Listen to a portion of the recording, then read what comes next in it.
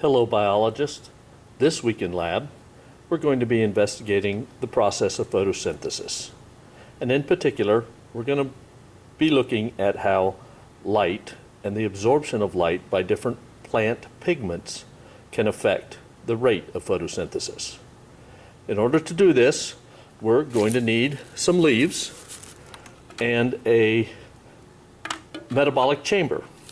We want to put enough leaves in the metabolic chamber to give us a good, strong signal for photosynthesis.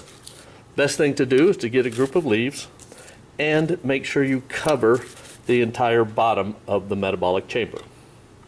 Then put the lid on the metabolic chamber, and we will use this device right here that has LED lights in order to illuminate our leaves. The great thing about this is that they have this control panel that allows us to turn the lights on and off, allows us to adjust the color of the lights that we want to use, and also allows us to change the intensity of the light that we are using so that we can use either very, very bright lights or dim lights.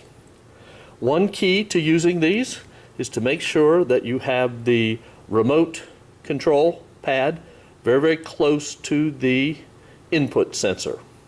Otherwise, you'll press the button and nothing will happen. Now, in order to measure changes in the process of photosynthesis, we can do this by measuring either the consumption of carbon dioxide or the production of oxygen. Either one of these will be a way to detect changes that go on due to photosynthesis. I'm going to use the consumption of carbon dioxide using a carbon dioxide probe. Now, on these carbon dioxide probes on the side, there are two different levels of sensitivity.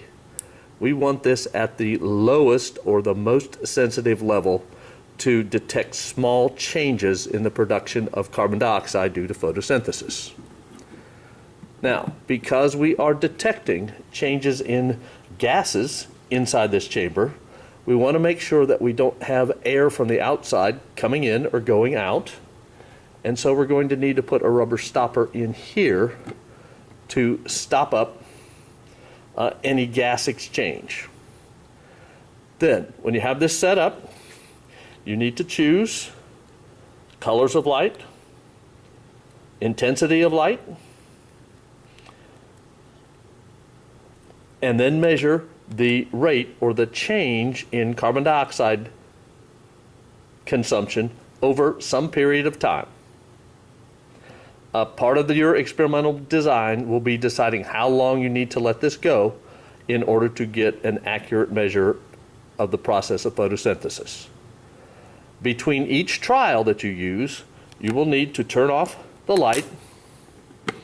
You will need to take this apart and open up the chamber to make sure that you have a complete change of air inside here before you run a second trial.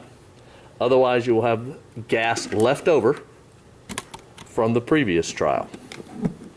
Another thing that we need to do in this experiment is we need to run what we call a negative control. What is going to happen in this process with leaves that are exposed to no light whatsoever? And you can do this simply by turning off the lights that are shining on the metabolic chamber. The ambient light, the surrounding light, should not cause any trouble on this, but if you want to, you can cover this up to make sure that it is in complete darkness. And using this apparatus, we'll be able to test what happens in the process of photosynthesis at different colors and different intensities of light. And think about how the plant pigments that we determined in the chromatography experiment are involved in this process.